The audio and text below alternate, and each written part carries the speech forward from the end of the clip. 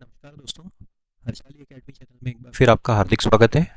आज के हमारे इस वीडियो में हम रीजनिंग के 10 अति महत्वपूर्ण प्रश्नों के बारे में चर्चा करेंगे। इस प्रकार के प्रश्न आजकल के एग्ज़ाम में काफ़ी ज़्यादा पूछे जा रहे हैं। इनकी प्रैक्टिस से आपको आपकी एग्ज़ाम की तैयारी करने में हेल्प मिलेगी। तो आइए शुरू करते हैं। आज का हमारा पहला प्रश्न मैथमेटिकल ऑपरेशन से संबंधित है, जिसमें कहा गया है कि यदि प्लस का अर्थ माइनस है, माइनस का अर्थ मल्टीप्लाई है, डिवाइड का अर्थ प्लस करना है और मल्टीप्लाई का अर्थ डिवाइड करना है, तो इस समीकरण का मान हमको ज्ञात करना है। हमको क्या क्या दिया गया है पहले हम लिख लेते हैं। प्लस प्लस का अर्थ है यहाँ पे माइनस करना, जोड़ जोड़ की जगह हमको घटाव करना है। फिर माइनस माइनस की जगह हम गुणा करने को कहा गया है। फिर हमसे कहा गया है भाग, भाग की जगह हमें प्लस करना है और फिर गुणे की जगह हमें भाग करना है। अब देखते हैं समीकरण का क्या हल होगा। समीकरण को पहले लिख लेते हैं। समीकरण क्या है? 15 माइनस 3 धन 10 गुणित 5 धन 5 बराबर में क्या आएगा, ये हमको ज्ञात करना है। अब हमें यहाँ पे ये देखना है कि इन जो चिन्ह दिए हुए हैं इनको प्रतिस्थापित करने पे ये समीकरण कैसा बन जाता है। तो 15 फिर माइनस की जगह हमको माइनस की जगह क्या आ जाएगा, माइनस की जगह गुणे का चिन्ह आ जाएगा। 3 प्लस प्लस की जगह किसका चिन्ह आ जाएगा, प्लस की जगह माइनस का चिन्ह दिया हुआ है, ये देखिए। और यहाँ पे आ जाएगा 10 गुणे की जगह भाग का चिन्ह आ जाएगा, ये हो जाएगा 5 और प्लस की जगह माइनस का चिन्ह आ जाएगा। बस अब इसे आगे हल करना है। तो बॉडमेस नियम लगा देंगे। यहाँ पे बॉडमेस के हिसाब से सबसे पहले हम डिवाइड करेंगे। तो फिर ये क्या हो जाएगा, 15 गुणित 3 माइनस 10 में 5 का भाग गया तो 2 बचता है, माइनस 5। उसके बाद मल्टीप्लाई करेंगे मतलब गुणा करेंगे, तो ये क्या हो जाएगा, ये हो जाएगा 15 3 45 माइनस 2 माइनस 5, तो ये कितना हो जाएगा, -7। और इसको आगे हल करने पे हमको 38 मिलेगा। तो ऑप्शन नंबर 3 हमारा सही उत्तर होगा। आगे बढ़ते हैं। नंबर सीरीज से संबंधित ये प्रश्न है, जिसमें हमें कहा गया है हमें उस विकल्प को चुनना है जो प्रश्नवाचक चिन्ह के स्थान पे आएगा ऑप्शंस में से। इस नंबर सीरीज में जो नंबर्स दिए हुए हैं, जो संख्याएं दी हुई हैं, वो आपस में एक लॉजिक का पालन कर रही हैं, एक रीजनिंग का फॉलो कर रही है। वो रीजनिंग हमको ढूंढनी है और उसी के आधार पर प्रश्नवाचक चिन्ह के स्थान पे आने वाली संख्या ज्ञात करनी। तो अब अगर हम इस श्रृंखला को ध्यान से देखें तो हम पाते हैं यहाँ पे क्या दिया हुआ है हमें, 2 5 9 19 और उसके बाद दिया हुआ है 37। अब इसका उत्तर ढूंढने की कोशिश करते हैं हम। इसका उत्तर क्या होगा, अब ये जो संख्याएं दी हुई है, ये संख्याएं एक दूसरे से काफ़ी ज़्यादा बड़े अंतर से बढ़ रही है। जैसे 19 के बाद सीधे 37 आ गया है, 9 के बाद सीधे 19 आ गया है। तो यहाँ पे मल्टीप्लाई करने से हमें हमारा या डिवाइड करने से हमें हमारा उत्तर मिलने की संभावना ज़्यादा है। तो 2 से अगर हमको 5 लाना हो तो हमको क्या करना पड़ेगा, 2 में अगर हम 2 का गुणा कर दें और 1 जोड़ दें तो हमको 5 मिल जाता है। इसी प्रकार 5 और 9 में क्या संबंध है, 9 5 के दुगने के करीब है। 5 का दुगना कितना होता है, 10। तो मतलब इसमें क्या करें हम, अगर मल्टीप्लाई 2 से कर दें और 1 घटा दें तो हमें यहाँ पे 9 मिल जाएगा। 5 दूना 10 -1। अब इसी प्रकार 9 और 19 में आपस में क्या संबंध हो जाएगा, अगर हम इसमें 2 का गुणा कर दें और 1 जोड़ दें तो हमें 19 मिल जाएगा। 9 दूनी 18 और 1 19। तो ये श्रृंखला कैसे चल रही है, इंटू 2 + 1, 2 का गुणा +1, 2 का गुणा -1, 2 का गुणा +1। अब इसी प्रकार देखते हैं 19 और 38 में क्या संबंध आ जाएगा। 19 में अगर का दुगना करें तो ये होता है 38, मतलब इंटू 2 और उसमें से 1 घटा दें तो हमको मिलता है 37। तो ये क्या हुआ, इंटू 2 + 1 इंटू 2 -2 इंटू 2 + 1 -1। तो अब यहाँ पे +1 हो जाएगा। तो यहाँ पे क्या हो जाएगा, यहाँ पे 37 गुणित 2 धन 1। तो 37 में अगर हम 2 का गुणा करें और 1 जोड़ दें तो हमें क्या मिलता है 75। तो प्रश्नवाचक चिन्ह के स्थान पे कौन सी संख्या आ जाएगी, 75 आ जाएगी। आगे बढ़ते हैं। अब इसमें हमें लुप्त संख्या ज्ञात करनी है, मतलब प्रश्नवाचक चिन्ह के स्थान पे आने वाली संख्या ज्ञात करनी है। तो इनके बीच में क्या संबंध है वो हमको ढूंढना, इन संख्याओं के बीच में आपस में क्या संबंध है वो हमको ढूंढना है, और उसी के आधार पे हमें हमारा उत्तर ज्ञात करना है। तो अब देखते हैं कि इसमें आपस में क्या संबंध दिया हुआ है इन संख्याओं के बीच में। जब भी इस प्रकार का इक्वेशन आता है तो हम क्या करते हैं, इस प्रकार का समीकरण जब भी हमारे पास आता है तो हम या तो उसको हॉरिजॉन्टली सॉल्व करते हैं या फिर वर्टिकली सॉल्व करते हैं।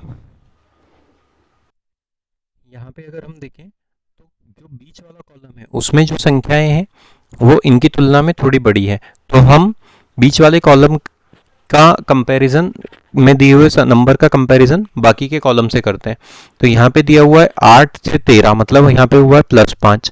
इसी प्रकार 10 से लेके 13, मतलब यहाँ पे हुआ है +3। अगर सेकेंड रो में देखें तो 7 से लेके 5 मतलब +5 हुआ, 7 से लेके 12 मतलब +5, और 9 से लेके 12 मतलब +3। तो कैसा हो रहा है कि जो पहले कॉलम में दी हुई संख्या है उसमें अगर हम 5 जोड़ दें तो हमको दूसरे कॉलम में दी हुई संख्या मिल रही है, और फिर तीसरे कॉलम में दी हुई संख्या है उसमें अगर हम 3 जोड़ दें तो हमको दूसरे कॉलम में दी हुई संख्या मिल रही है। तो यहाँ पे देखिए 10 में 5 जोड़ा तो 15 मिलता है, और इसी प्रकार यहाँ पे कौन सी संख्या आएगी जिसमें 3 जोड़ने पे हमको 15 मिल जाए, तो संख्या होगी 12। तो ऑप्शन नंबर 2 हमारा सही उत्तर हो जाएगा। क्वेश्चन मार्क के स्थान पे 12 संख्या आ जाएगी। अब कोडिंग डिकोडिंग से संबंधित ये प्रश्न दिया हुआ है जिसमें हमसे कहा गया है कि यदि किसी निश्चित भाषा में मिरेकल को इस रूप में लिखा जाता है तो फिर गैम्बल को उस भाषा में कैसे कोडित किया जाएगा, ये हमको ज्ञात करना है। तो क्या अक्षरों का समूह दिया हुआ है हमको, MIRACLE,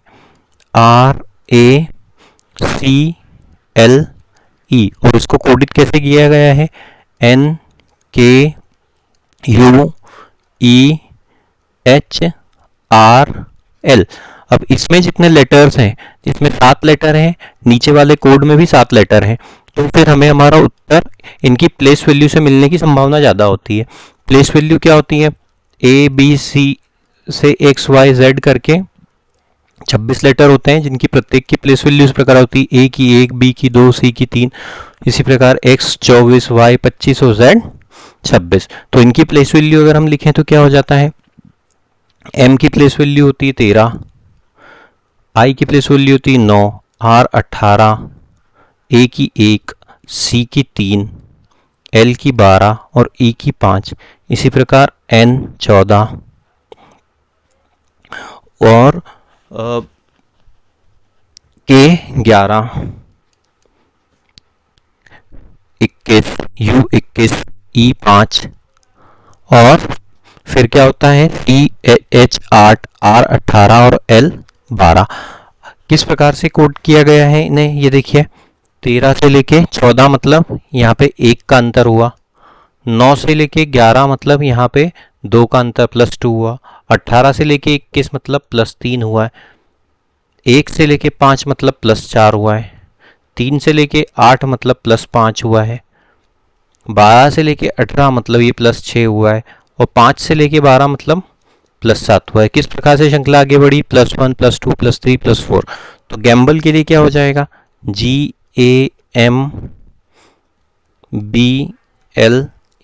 G मतलब 7, A मतलब 1, M मतलब 13, B मतलब 2, L मतलब 12 और E मतलब 5।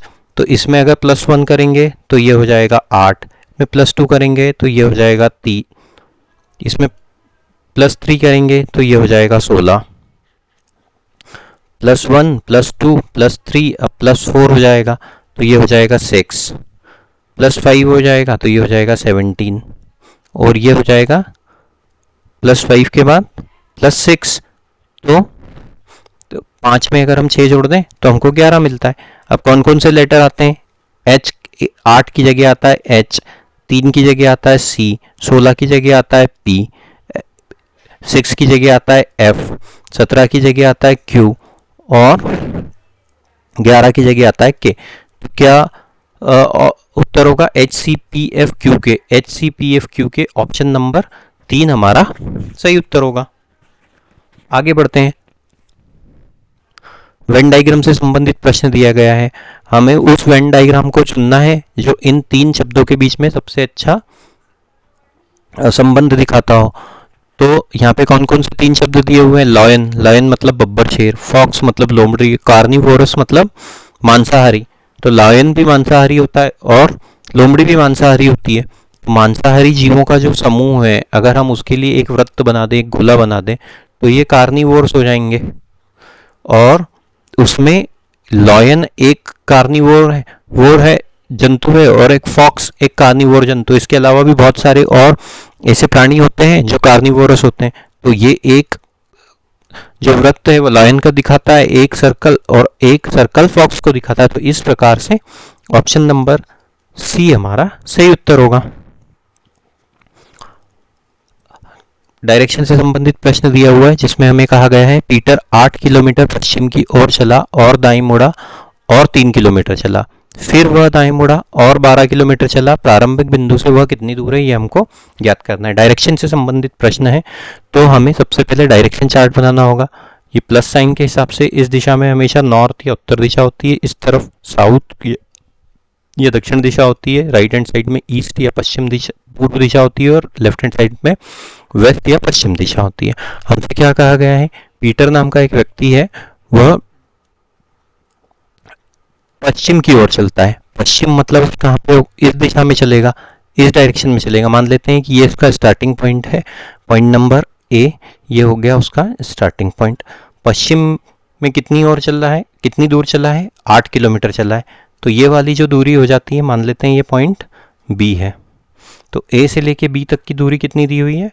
8 किलोमीटर दी हुई है। अब इसके बाद वो क्या करता है? बाईं ओर मुड़ता है। इस बिंदु पे आने के बाद बाईं ओर मुड़ता है, दाईं ओर मुड़ता है, माफ कीजिएगा, दाईं ओर मुड़ेगा मतलब जब इधर खड़ा होगा तो उसका दायां ईस्ट की तरफ आएगा, और वो कितनी दूर चलेगा? 3 किलोमीटर चलेगा। ये पॉइंट नंबर सी है। ये दूरी कितनी हो गई? 3 किलोमीटर हो गई। 3 किलोमीटर चला, फिर वह दाएं मुड़ता है। यहाँ पे आने के बाद वो फिर से दाएं मुड़ता है और 12 किलोमीटर चलता है। तो ये वाला मान लेते हैं इस बिंदु पे आता है। ये दूरी कितनी हो जाती है? 12 किलोमीटर हो जाती है।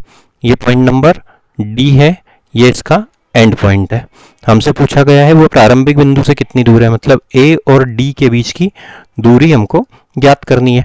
तो इस चित्र को अगर हम ध्यान से देखें और एक रेखा अगर हम यहाँ से यहाँ तक खींच दें, मान लेते हैं ये पॉइंट एक्स है, ये वाला पॉइंट एक्स है, तो ये एक आयत बन जाता है। ये देखिए, एक आयत की आकृति है। तो आयत में आमने सामने की भुजा हमेशा बराबर होती है। तो ये वाली भुजा अगर 3 किलोमीटर है तो ये भी कितना हो जाएगा? 3 किलोमीटर हो जाएगा। यहाँ से यहाँ तक की दूरी ए सी से लेके एक्स तक की दूरी फिर से 8 किलोमीटर हो जाएगी। कुल सी से लेके डी तक की दूरी थी 12 किलोमीटर, उसमें से 8 चले जाएगा तो ये कितनी हो जाएगी? ये 4 किलोमीटर दूरी हो जाएगी। तो इस आकृति को हम देखें गौर से तो ये क्या है? ये एक समकोण त्रिभुज बन गया इस प्रकार से ए एक्स डी, जिसमें हमें कर्ण का मान ए डी का मान ज्ञात करना है। तो इसमें अगर हम पाइथागोरस थ्योरम लगा दें तो ये क्या होता है? ए एक्स लंब का वर्ग धन आधार का वर्ग मतलब एक्स डी का वर्ग बराबर ए डी का वर्ग। तो ए एक्स कितना दिया हुआ है? ए एक्स है 3, तो 3 का वर्ग धन एक्स डी कितना दिया हुआ है? 4 का वर्ग बराबर ए डी का वर्ग। 3 का वर्ग 9, 4 का वर्ग 16 बराबर ए डी का वर्ग। 16 और 9 होता है 25, तो ये ए डी वर्ग बराबर 25। तो ए डी का मान कितना हो जाएगा? 5 हो जाएगा। ए डी का मान 5 किलोमीटर। ऑप्शन नंबर 4 हमारा सही उत्तर हो जाएगा। आगे बढ़ते हैं। सिटिंग अरेंजमेंट से संबंधित ये प्रश्न है जिसमें हमें कहा गया है एक कॉलेज पार्टी में 5 लड़कियां एक पंक्ति में बैठी हुई हैं, एक पंक्ति में एक रो में बैठी हुई हैं 5 लड़कियां। अब इसमें हमें कहा गया है, मान लेते हैं कि वो पंक्ति ये है, ये वाली पंक्ति है जिसमें 5 लड़कियां बैठी हुई है, 1 2 3 4 और ये 5 लड़कियां बैठी हुई है। अब कहा गया है हमें पी एम के बाईं ओर और ओ के दाईं ओर बैठी हुई है। तो पी नाम की जो लड़की है वो एम के बाईं ओर, m के बाईं ओर मतलब इस तरफ, और o के दाईं ओर मतलब इस तरफ। तो ये क्या हो जाएगा, ये लेफ्ट साइड हो जाएगी, इस तरफ हम देखते हैं, और इस तरफ राइट साइड हो जाएगी। लेफ्ट मतलब बायां और राइट मतलब दायां। तो P M के बाईं ओर, M के बाईं ओर मतलब लेफ्ट साइड में, और O के दाईं ओर बैठी हुई है। R N के दाईं ओर, N के दाईं ओर लेकिन O के बाईं ओर बैठा है। R कहाँ पे बैठा हुआ है, N के दाईं ओर और O के बाईं ओर। O का बाईं ओर मतलब इस स्थान पे, तो यहाँ पे हो जाएगा R। R O के दाईं ओर बैठा हुआ है और O के बाईं ओर बैठा हुआ है, और N के दाईं ओर, तो N कहाँ पे आ जाएगा, इधर आ जाएगा। तो इस तरीके से ये अरेंजमेंट बन रहा है। यहाँ पे है N R O P M। एक बार कंडीशंस फिर से मिला लेते हैं। P M के बाईं ओर, P M के बाईं ओर और O के दाईं ओर बैठा है, ये वाला कंडीशन फुलफिल हो रहा है। R N के दाईं ओर, R N के दाईं ओर और O के बाईं ओर बैठा है। अब हमसे क्या पूछा गया है, बीच में कौन है, बीच मतलब ये वाला, तो यहाँ पे कौन है, O।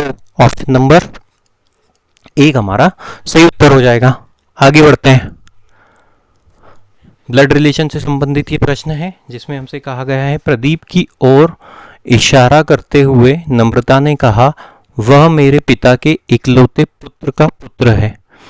प्रदीप नाम का एक व्यक्ति है और उसकी तरफ एक महिला नम्रता ने इशारा करते हुए कहा कि ये मान लेते हैं नम्रता है, और नम्रता ने कहा वह मेरे पिता के इकलौते, नम्रता ये हो गई नम्रता, ये हो गए नम्रता के पिता, ये हो गए पिता, पिता मतलब प्लस ये नम्रता के फादर के इकलौते पुत्र का पुत्र है। तो ये नम्रता तो पुत्र, ये फीमेल है, तब इकलौता पुत्र मतलब नम्रता का भाई, तो वो कहाँ हो जाएगा, वो यहाँ पे आ जाएगा, वो यहाँ पे आ जाएगा। तो ये नम्रता का भाई है। अब वह मेरे पिता के इकलौते पुत्र का पुत्र है, तो अब क्या हुआ, यहाँ पे नम्रता, ये नम्रता का भाई हुआ, और उसका पुत्र कौन है, यहाँ पे ये उसका पुत्र है, ये कौन है, प्रदीप है। क्या कहा गया है हमसे, वह मेरे पिता के इकलौते पुत्र का पुत्र, पिता का इकलौता पुत्र हुआ नम्रता का भाई, और उसका पुत्र कौन है, प्रदीप है। अब हमसे क्या पूछा गया है, प्रदीप की माँ का नम्रता से क्या संबंध है, ये प्रदीप के पिता हैं, तो इसके पैरेलल में कौन हो जाएगी, प्रदीप की माँ हो जाएगी, मदर। अब इन दोनों का, इसकी मदर का और नम्रता का क्या संबंध हो जाएगा, नम्रता इसकी मदर की ननद हो जाएगी, ननद मतलब sister in law. Option number 4 हमारा सही उत्तर होगा।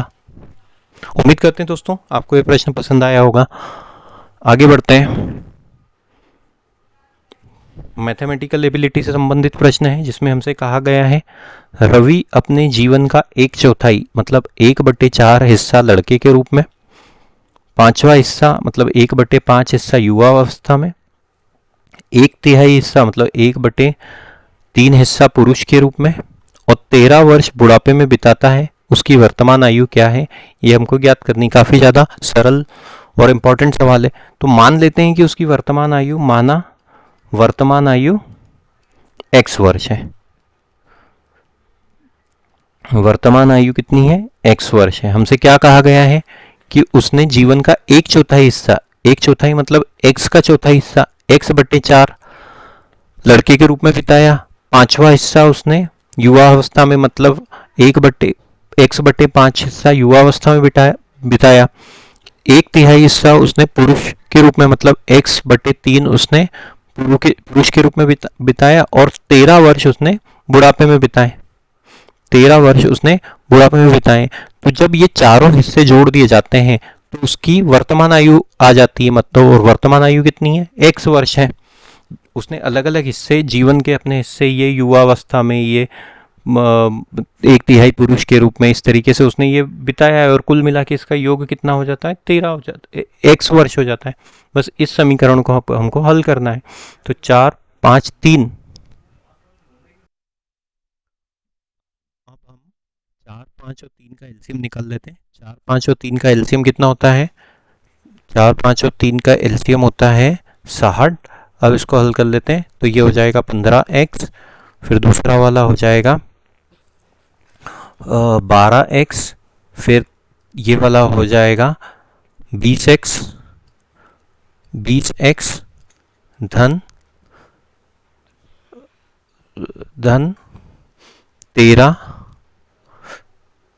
13 गुणित 60 बराबर x। आगे और हल कर लेते हैं तो ये 15 और 12 32 और 20 47 हो जाएगा। आगे हल करते हैं तो अब क्या मिलेगा हमको, ये हो जाएगा 47x धन 13 गुणित 60 बराबर 60x। इसको और आगे हल करेंगे तो ये हो जाएगा 60x माइनस 47x बराबर 13 गुणित 60। ये हो जाएगा 13x बराबर 13 गुणित 60 और ये 13 से 13 कट जाएगा तो x का मान हो जाएगा 60। तो रवि की वर्तमान आयु कितनी हो जाएगी, 60 वर्ष। ऑप्शन नंबर 3 हमारा सही उत्तर होगा। आगे बढ़ते हैं। ये फिर से एज से संबंधित प्रश्न है जिसमें हमें कहा गया है राम की उम्र श्याम से 2 गुनी और सुरेश से आधी है। यदि उनकी आयु का योग 70 है तो राम की आयु क्या है, ये हमको ज्ञात करना है। सर ऐसा सवाल जब भी आता है तो हम क्या करते हैं, हम मान लेते हैं कि माना राम की आयु x वर्ष है। कितनी है, x वर्ष है। अब क्या कहा गया है, श्याम की और सुरेश की आयु का योग कितना है। राम के लिए हम लिख देते हैं r, श्याम के लिए लिख देते हैं SH और सुरेश के लिए लिख देते हैं SU। इनकी आयु का योग कितना है, 70 वर्ष है। तो राम की आयु हमने कितनी मान ली है, x वर्ष है। अब क्या कहा गया, श्याम की आयु राम की आयु से कितनी है, श्याम की आयु से राम की आयु 2 गुनी है। तो श्याम की आयु कितनी हो जाएगी, x/2 और सुरेश से आधी है। सुरेश से आधी है तो सुरेश की आयु कितनी हो जाएगी, 2x हो जाएगी बराबर 70। बस अब इस समीकरण को हमको हल करना है। तो ये हो जाएगा 2x धन x धन 4x बराबर 70 गुणित 2। इसको और आगे हल करेंगे तो ये हो जाएगा 7x बराबर 70 इंटू 2 और आगे हल करने पे x बराबर 70 इंटू 2/7। ये कट जाएगा 10 बार। तो x का मान कितना हो जाएगा, 10 गुणित 2। तो x का मान कितना हो जाएगा, 20 वर्ष।